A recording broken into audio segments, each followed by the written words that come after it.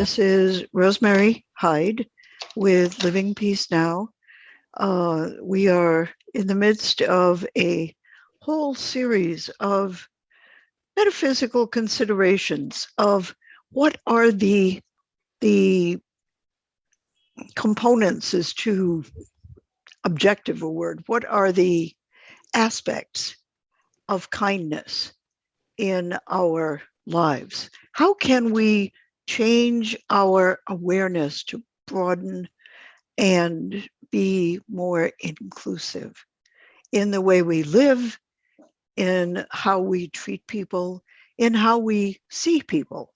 And today's topic is humility, which I confess before this book I would never have thought of in the same sentence with kindness. But he makes a very good point that you really can't be kind unless you have some humility. So first of all, let's look at the word. Does anybody have a definition for humility? I'll put the word in the chat. It's a very interesting word because it has one of those elusive meanings.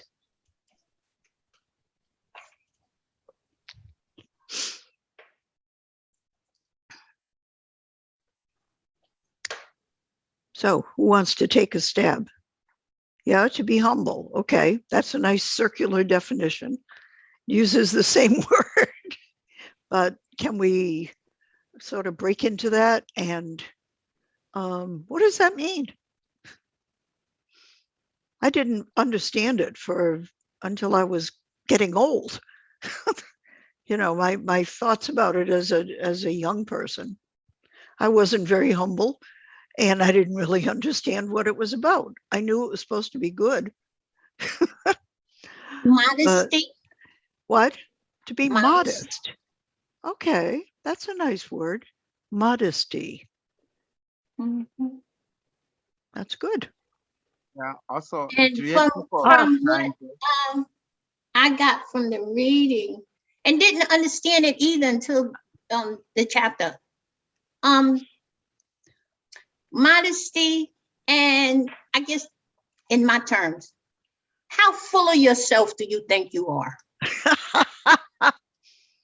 We all, it's good to think positive of yourself because you need that. But when it goes a little too far, when people says that person is really full of themselves. That is a good American expression to become familiar with.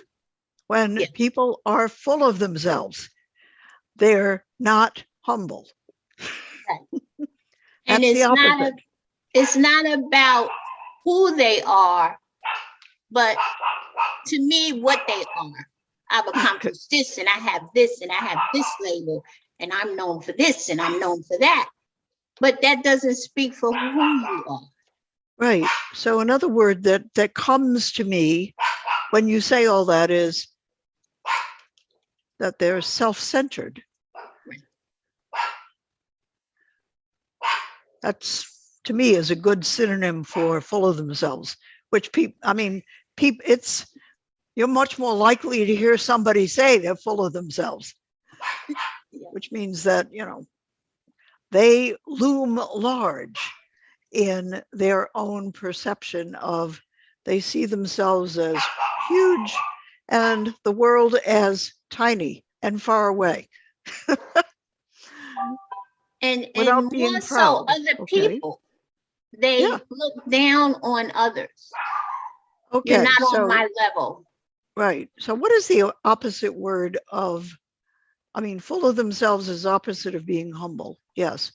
But in normal vocabulary, what is the word that we generally use as the opposite of humility?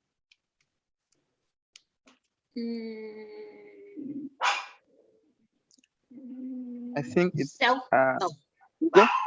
Sabri, what? I think it is ego or something else. Ego. Can you put it in the chat? Ego. Ego, yes. Yeah. And Anne-Marie said that Ego. somewhere back there too. Right. To be So simple. Okay, that's nice. I like that. what Abu. about proud, to have pride, but it's inflated pride.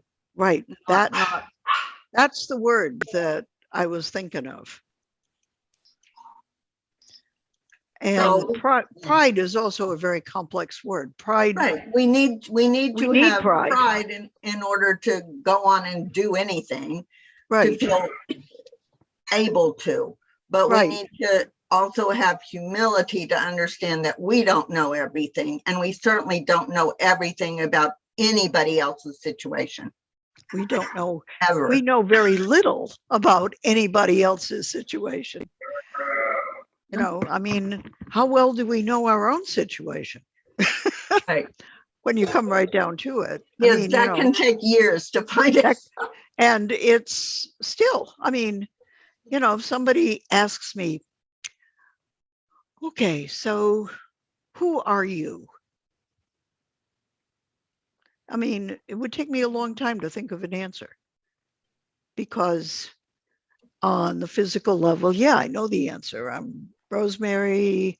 I was born in Rhode Island. I lived in France, yada, yada, yada, yada, yada. But that's not really who I am. That's the outer circumstances of the life that I've lived, a couple of them. Yes. And from the level of soul awareness, which is the word that Anne-Marie put into the chat, that's not who I am. And in fact, as I share my ideas with other people, I keep making discoveries, new discoveries about who I am. I keep, you know, becoming more aware. So I don't know everything about who I am by any means, never mind who anybody else is. So humility says, the word implies that we are not full of ourselves, that we see ourselves as one person in the world among everybody else. And we're no more important, we're no more special than any other person, but every person is special without spilling it. And he was glad that he had trusted to Emilio, learning about, because Emilio felt of very everyone. Proud and happy. It's that he was able. There were a couple of good stories in the chapter. Have you known anybody that was really humble ever? And all of us, you know, people trust us. Well, Mother they don't. Teresa? But when they do, that's interesting. Okay. That's a very good answer. Meet their expectations. We want to Mahatma Gandhi. make them happy. Mahatma Gandhi, that's whatever your definite possibility is. Yes, Mother Teresa, Mahatma Gandhi. There's a lot of trust in that. Albert Schweitzer? When people hire us to do Albert something, Schweitzer? Albert Schweitzer, are trusting that we're going to do it well. The thing that all of these people have in common And it's is up they're to all us. And Nobel Peace sometimes Prize winners. there are reasons The ones why that you've we all don't mentioned feel so like we far. can do it well. Okay, so like if we don't feel well. Would you then say that to be humble, you have to win a Nobel Peace Prize? Then we need No, to but I think that be perhaps trustworthy, which is the being adjective humble for is people part of being we a can trust. peacemaker. They're trustworthy. That's a very interesting thought. And we need to Another be is Desmond trustworthy. Tutu. And if we are not able to the Dalai Lama, what people are trusting us to do, and Nelson Mandela. We need to say, very, you know what? Very humble people. And even President Carter. Do that today. Has become reminded me of the President Carter. whatever. As he's I'm gotten really older, yeah, upset he's and I can't taken stay on that role. concentrated Yeah, I because think he my always parent had it, and I just think that died caused him or problems in the whatever. presidency. People understand. Probably that. Right. So, it's, you know, it's not good to change your sometimes- mind when you're president. Even though we're usually So what do all really these people trustworthy, have in sometimes common we besides can't the Nobel Peace perform. Prize? They were serving. Yes, good. Mhm. That's a really good thought. So What was it's that? These people it's have a been bet or a gamble on the part of the person trusting, and it's They have a all been responsibility in service on the part of the person to humanity. being trusted. Well, two you ways. know, we speak on, And kindness is going both we look ways. at, like we said, they were all Nobel Can anybody Prize. share a story with us? I'm just But kidding. when when you they said said the question you was, do you know of Decided anyone? to trust Yeah, Right. Now, I someone, look and at they it came as I've through. heard of those people and learned of them. Mhm. right. But when I was thinking, and I was thinking about someone in my life that I know. Good. Yes. And it's somebody, she's very humble. She knows who she is. It's not that she's well educated. She didn't write a book. She didn't do any of those things, but she has the kindest heart. Even the job that she does is of service, helping other people. I've seen to where she's not one you think of Yeah. standing up for yourself. She's very soft-spoken, and she is the kindest. She just gives, even the people in her home, the people around her, and her friends. So when I speak of that, because it's good to know these people that we talk, but Yes. when we're talking about, really think about someone in your life, because if not, then you have to kind of think about yourself and the people in your life. If there's not one person in your life that you see is very humble, and like you said, in service of others. Yeah. In our world, in our, You know what? There I are know that. millions of humble people. there are millions of humble Yeah. people. Yeah, And yeah. And, mhm. I expect all of us know a few. No, right. Yeah, Abu, yeah, do and- you know a humble person?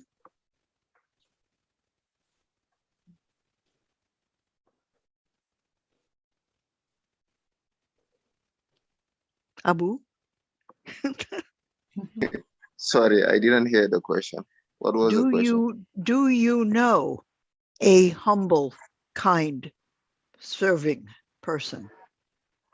Yes, I know some people who are like that. They are humble and they are serving others everything they have.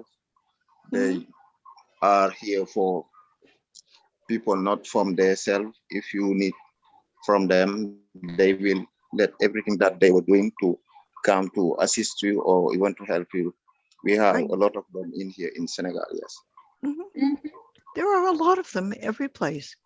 Yeah. And, you know, to be aware of humility and how great an attitude that is.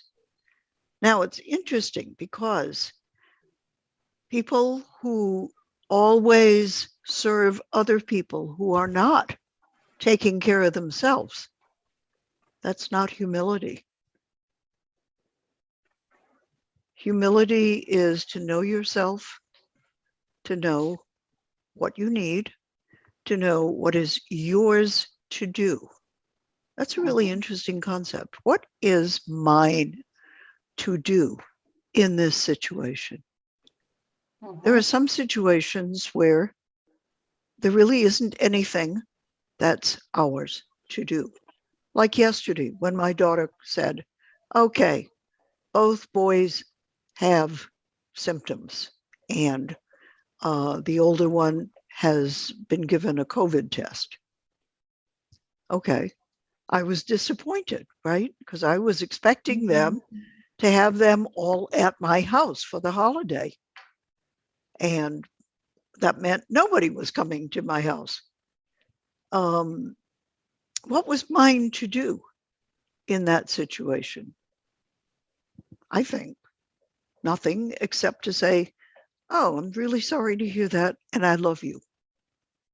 And what we did was we decided about an hour later after that conversation, we talked again and we decided we were going to share food.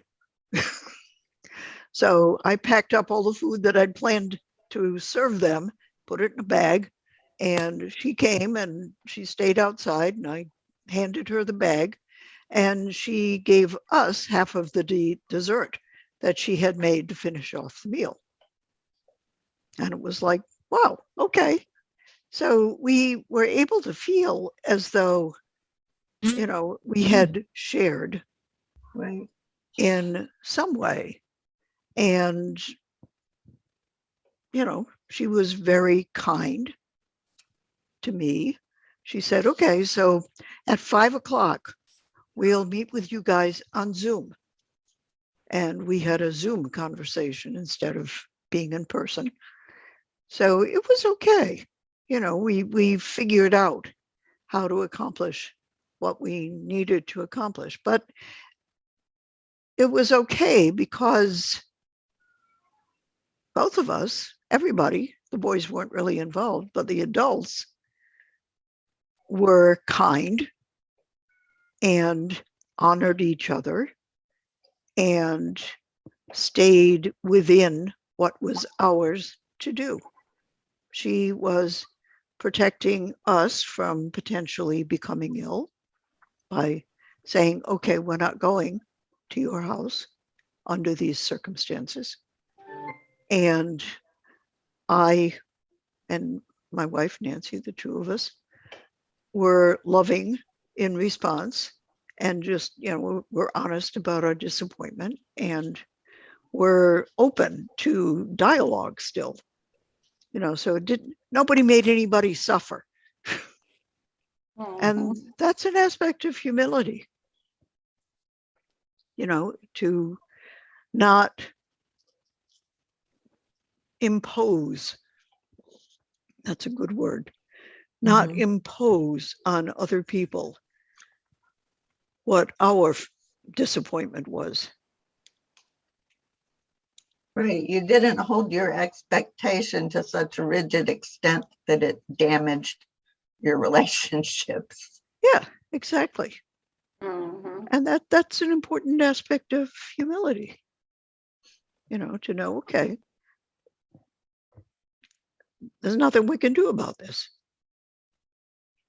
I think that at least in the United States, over the past year and a half, we have learned a lot about managing expectations and how damaging it is to consider what we had planned to be rigid and fixed. Right. And I think that's a wonderful lesson. Yeah, that, it's very, you know, it's very we really important needed to learn. And some people haven't learned it and never would, no matter what. But the people that matter in my life that I'm sharing with, we've all managed our expectations to allow the other to say, I'm a little uncomfortable doing that yet. So, right. You know, it's taught us to listen to each other better. Good. Yes. So another aspect of humility is respecting. Right.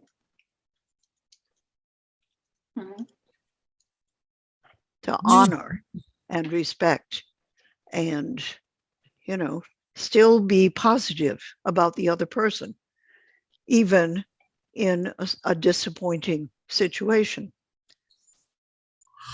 Yes, no dogmas. And that is an absolute truth, that in life there is no one right answer.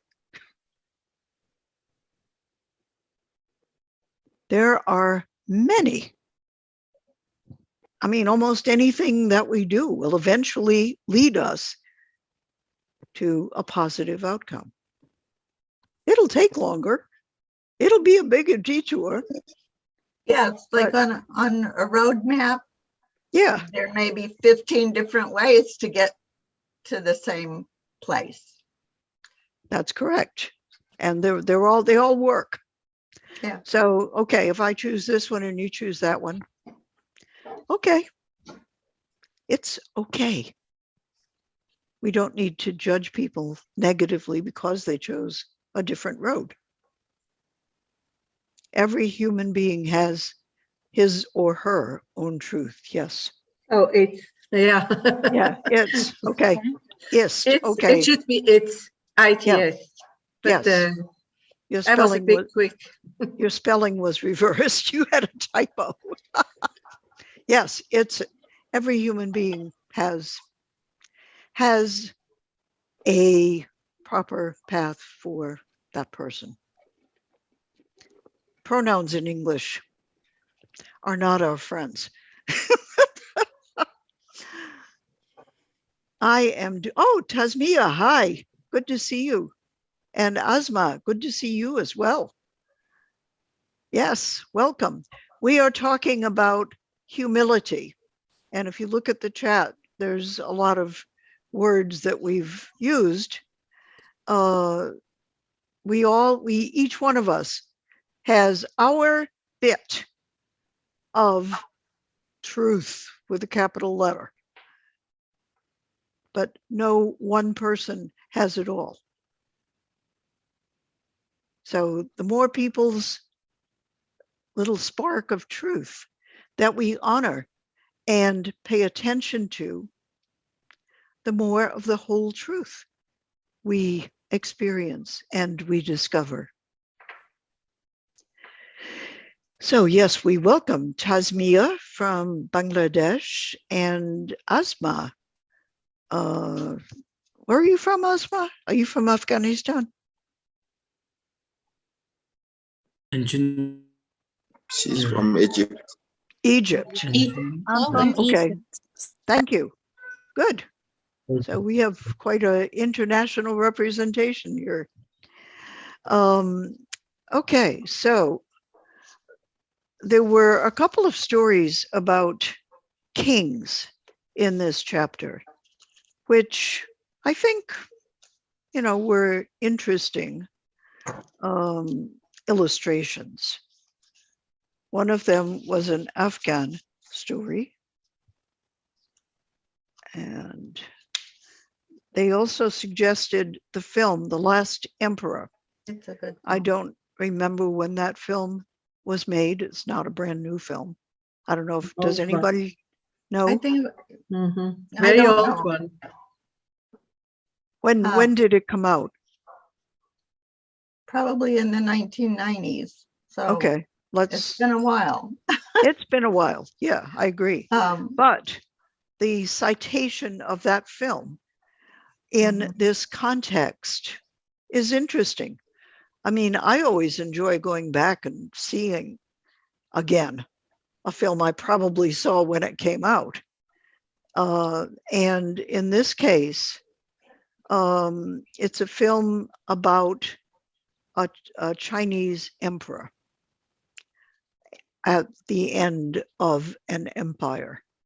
Let's see, who has the book that can read? Okay, on page 147.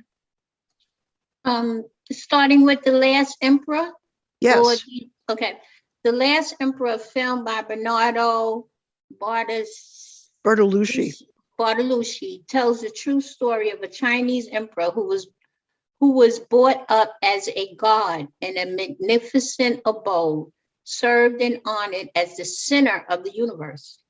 He was isolated from the world, solitary and unaware in his grand palace, but great social upheavals in Chinese society put an end to this privilege. At the story's turning point, when the emperor has to flee, he is forced to realize he is not divine, but human, not superior to others, but equal. The extraordinary structure that had isolated him from the world, that had made him believe he was God, that had cradled him in his unreality, crumbles. The emperor discovers that he is a man like others, subject to pain and uncertainty. By humbling himself in this way, he discovers who he is, and his realization, painful as it may be, is not a defeat, but an unexpected victory. Thank you, Blanche. That story is what we call archetypal.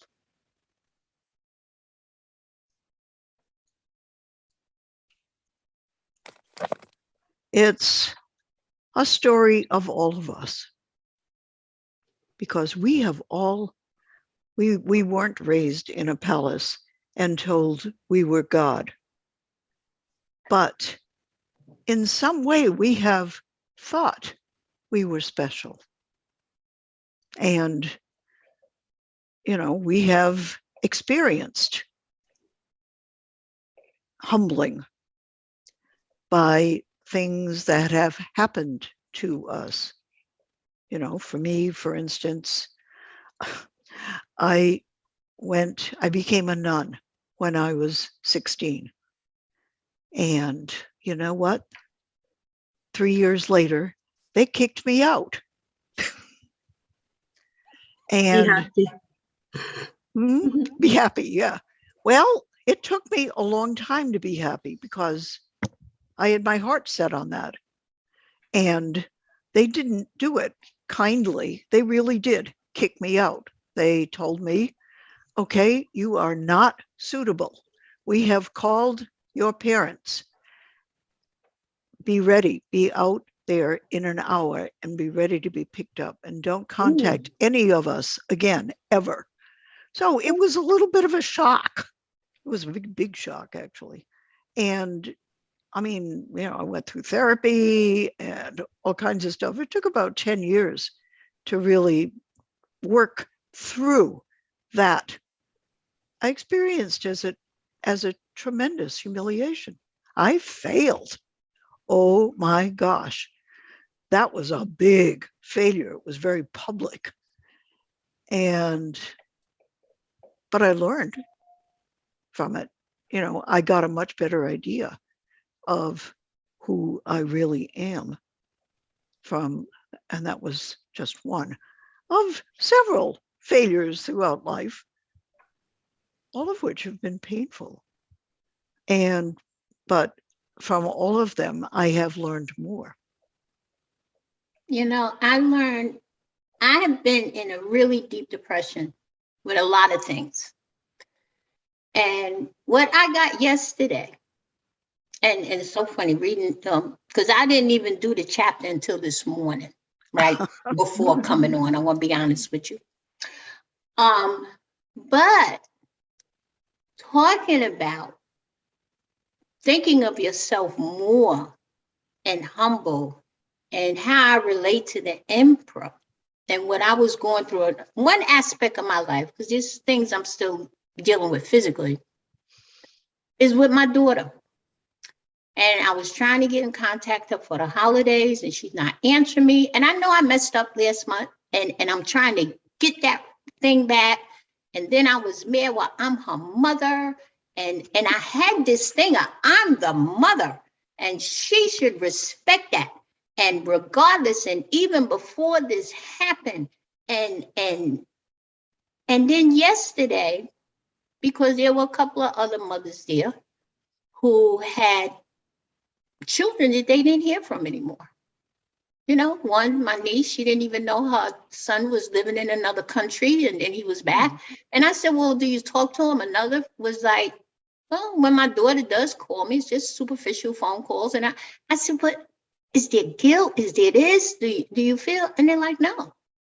They said, because, and down to what we're saying here, knowing who you are. They said, no.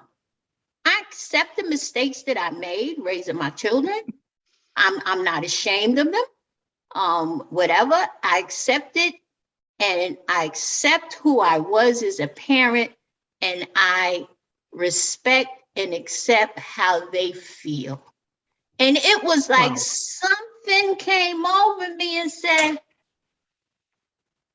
that's what I'm not doing. I'm like, wait a minute. We talk about don't have toxic people in your life.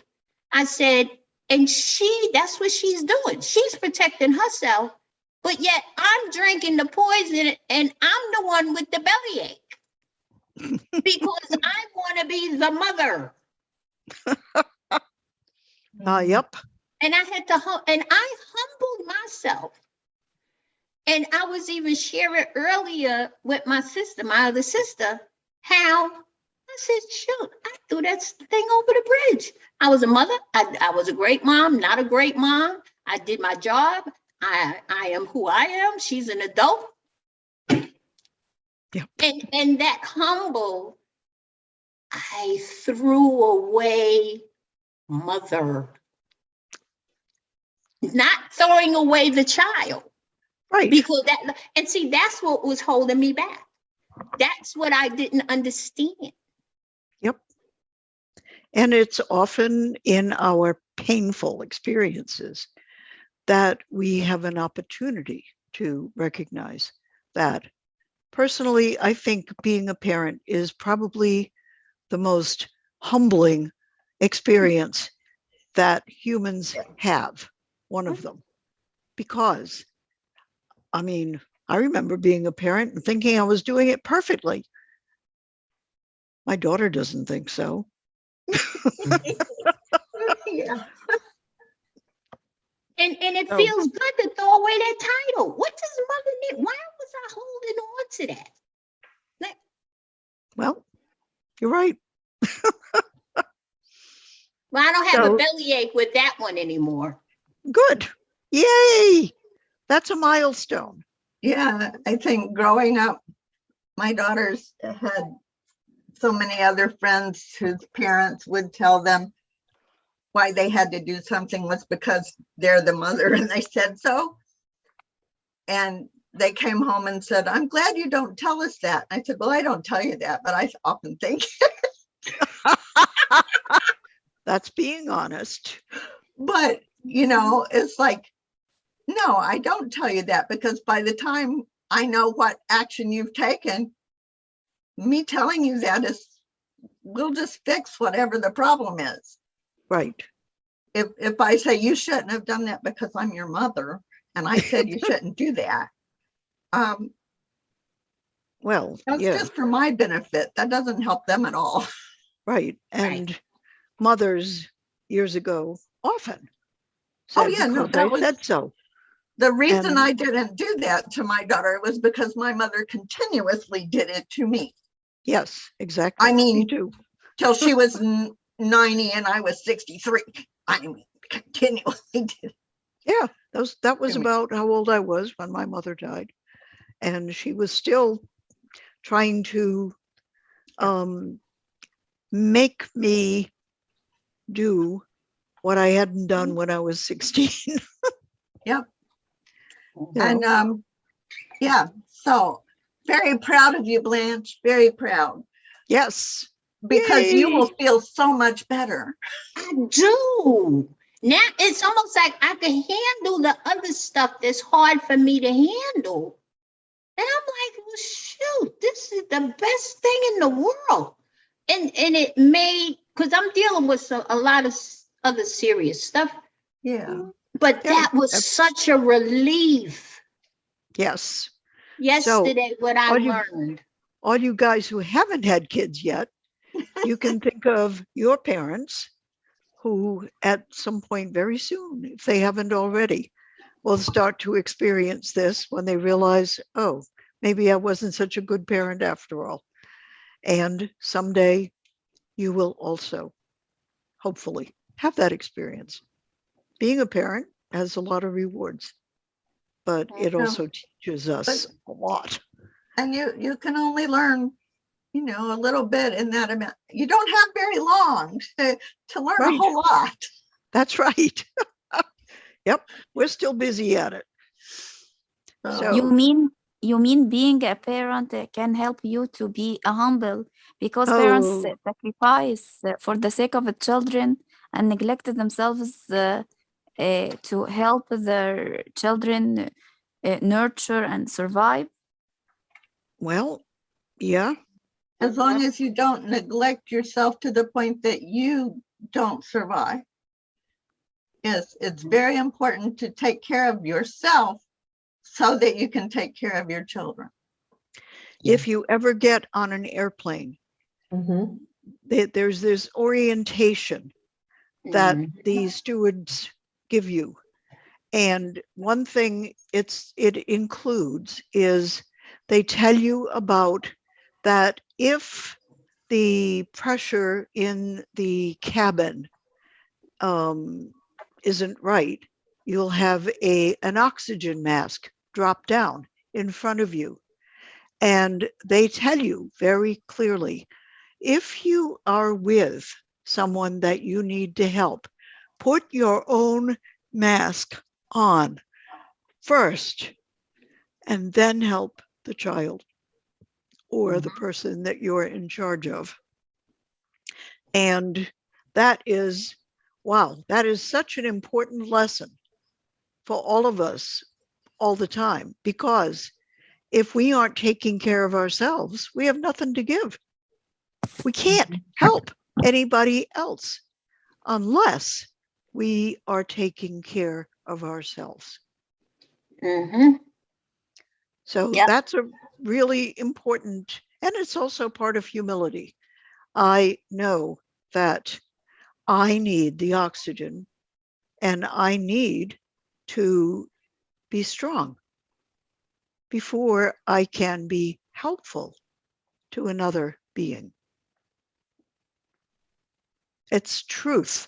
Humility is knowing what's really true about us and about everybody. Mhm. Yep. My favorite part of this chapter is on, let's see, what page is this? 149. Although Okay. I have 2 pages at a time, so it might be 148 or 150. Well, why don't you read us what your favorite part is? Okay, it says, a host of research shows that the more competitive we are, the less efficient and receptive to learning we will be, and also the less creative, because of the anxiety of competition distracts us from the task at hand. Humility is just the opposite. A humble person does not need to triumph in order to justify his existence. He knows well that some others are better than he is and accepts it. This elementary fact has huge consequences. If I do not try to be what I am not, I give myself permission to be what I am. That, yes, that's really important. And if you have ever, I think the experience of teamwork that most people experience, fairly early in life is in sports. I mean, life has to be teamwork. But as a sportif, as a person on a team, it's really important for everybody on the team to know what they do really well and who on the team does everything that the team needs really well, so that they know how to assist each other to be in the best position to do what they do well when the time comes that they need to do it. That is the definition of a highly successful sports team or work team or corporation or mosque or spiritual community of any kind, or, any human enterprise to be done really well needs to be teamwork. And that's where humility is really important, that you know what you do well and you work on doing it beautifully, and you honor the gifts of everybody else on your team so that the team does a wonderful job of whatever it is theirs to do. When you talk about that, I think about, because I think the team, we don't look, when you said it, thinking about family. Now, as dysfunctional as my family is, I remember even in counseling, I had a new counselor and we were talking. I said, but I know my role in my family. I said, and I went through everybody and I said, I know my role. I know, because she wanted me to do this role playing thing to deal with some issues. I said, yes, that's true, but I also know. So when you were saying that everybody has a job, everybody knows what they do. And like I said, we may be wrong, but we know. When my mother needed to be taken care of and my sister was there, I was just there to assist. When we left the emergency room that night, after she passed, now my sister was there for years, I was there. She said, okay, Blanche, you made the phone calls. She said, now, because I always took care of my father's business. And the roles switched so smoothly. No one in the family questioned it. No one asked why, because a lot of times in passing in the family, there's arguments. Well, why are you doing that? And this one's doing this and this one. And I want to do that. And like I said, we may be dysfunctional, but even in the family, there's some people, and to be able to recognize this person does that well. This person does this. This is the person. Yep. Yeah. And families are one of the human communities A community. where when the people are humble, yeah. Everybody helps to make it work better. Mhm. That's It's been like true. who makes the best potato salad. That's been true in my family too, pretty much. And it's Yeah. very helpful. Yeah. But I didn't Tasmia. even think about that till you said that. Yep. Tasmia, you have something you want to? I want to say something. I think, ma'am, we should respect our work, our personal work. We should respect our space, our me time, and we should respect others' works and others' space and others' me time as well. That is Yes. what I want to say. That's right. We should. Doesn't mean we do. Yeah. But yeah, that's true. That's the ideal. And that's what we're working toward. That's peace. Peace. That's an important aspect of being at peace. And that really, kind of digs down a little bit below the surface to how humility is a form of peacemaking. Yeah. Never Okay. that way. Never, ever, ever. Anybody got any final words before we end the session? Okay, I have a question I'm putting in the chat. I'll okay. just say it. I prefer a cooperation model rather than a competition model of life. This doesn't work well in the United States of America. So I'm wondering where in the world would such a model work? I get the impression is Abu isn't still here, is he? He's had trouble, internet trouble. My impression is that his family, at least, does that really quite well. That he lives in a collaborative environment that's quite peaceful. So that's one answer.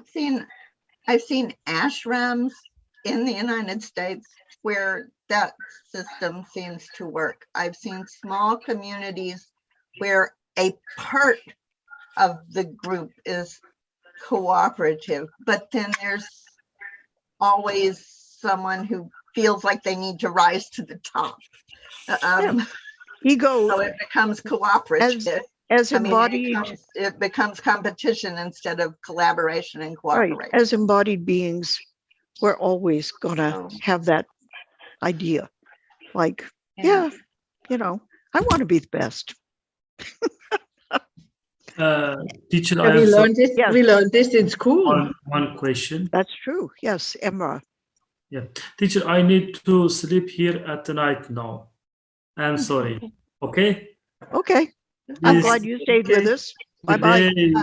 today on the holiday because I have this big or study right in the me. Okay, see you later. Okay. Bye bye. Thank you. Bye-bye. Thank you so much. Okay, see you later. Mhm. Okay. I have one question. What kind of book are you reading? Yeah, okay. Because I was missing quite a number of times. Okay, so this is, let me get it framed here well. This is the Power book. of Kindness. It's a really interesting book. Mhm. It's Very easy to integrative. read. It's Can you actually- leave it a bit that I I'll can put it- write down? I'll put it in the chat. Yeah. Okay. Teacher, one question. I am sorry. Yes. This kidneys in the books I have every time on the right and the speak or this good. Yeah. You No can order difficult, it. no difficult book here now. You here now the kidneys book. Well, if you get Audible, this book is on Audible. And then you don't have to read it. You could also order it on the app Audible, Mhm. and then it will read it to you in English. Okay. And then if you want to get the hard copy to learn, you could kind of follow along with the hard copy. Thank you, Blanche. That's a very good technique for language learning.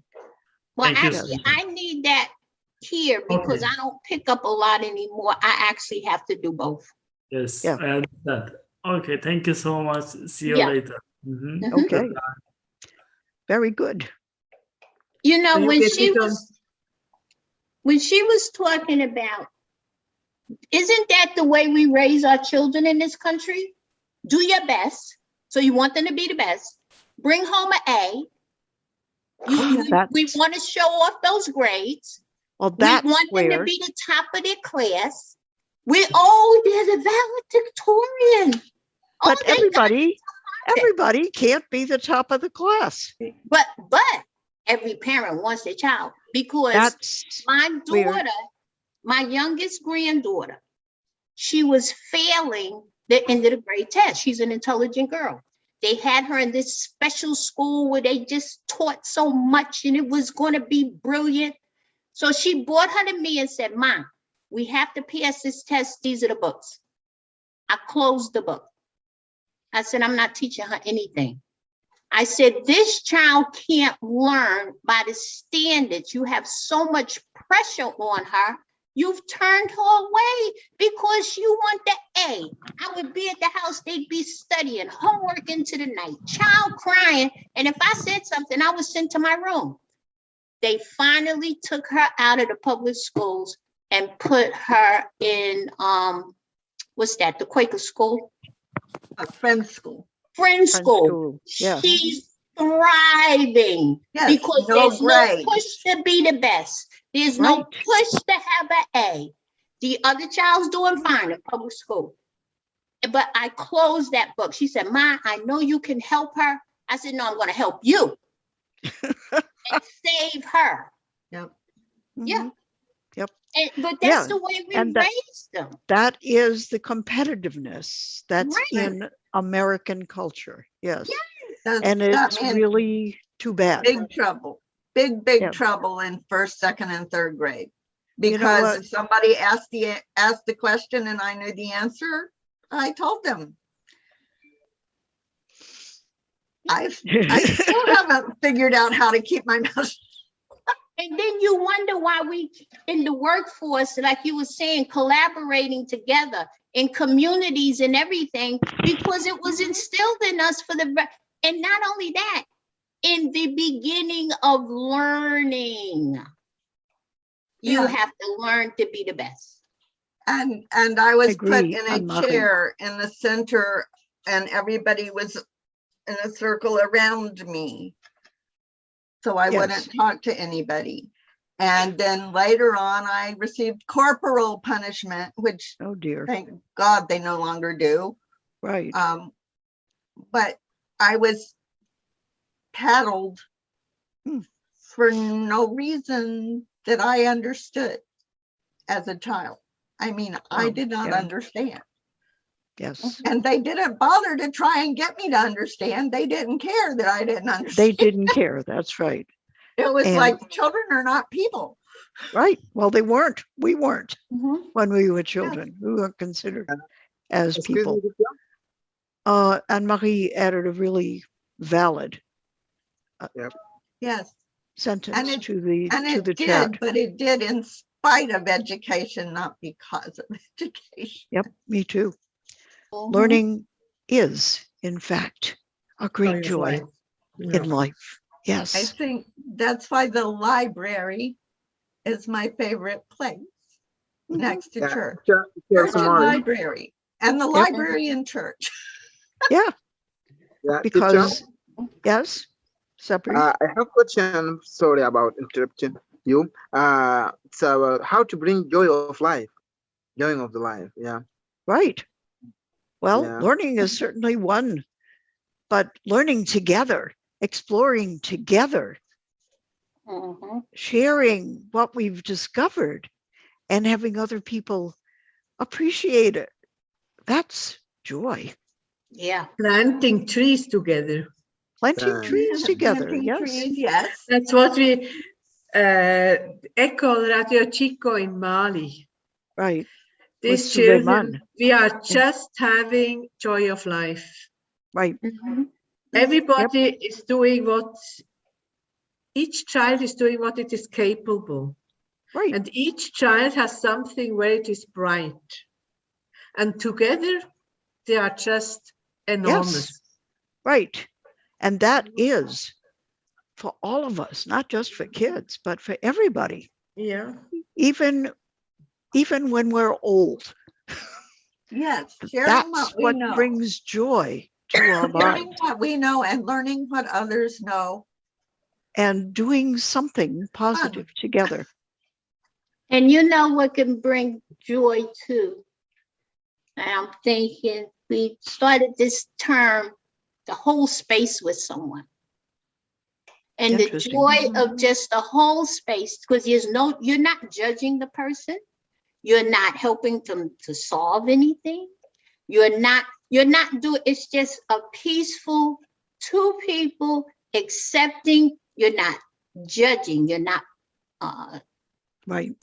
you're just holding space with what they are. And that could be the most humbling thing, because you don't come back with it messing with your own head, because once you get up, you left it there and that person had someone, Right. You're supporting each other. just And supporting each other. And it can be in bigger groups than two also. Yeah. Yeah. Yep. Mm-hmm. Yeah. That's friends just getting together, having a good time. I look back, I know I was going through a time in my life when I was going through, and once you get older and you moved around, and I remember telling my sister, I said, I need my girls. Where are my girls? Thinking about in that younger life when you'd go through stuff and nobody judged, nobody, and you just got together, maybe over a glass of wine or just laughing and sharing what everyone is going through and getting up as friends and knowing someone supported me, not changed it, not giving me anything. And I was looking for that when I got older. I'm like, Yes. where did it go? Yeah. And that's such a humbling and such a loving Yes. thing. Yeah. Yep. Okay. On that wonderful note, I'm going to end the formal class. I'm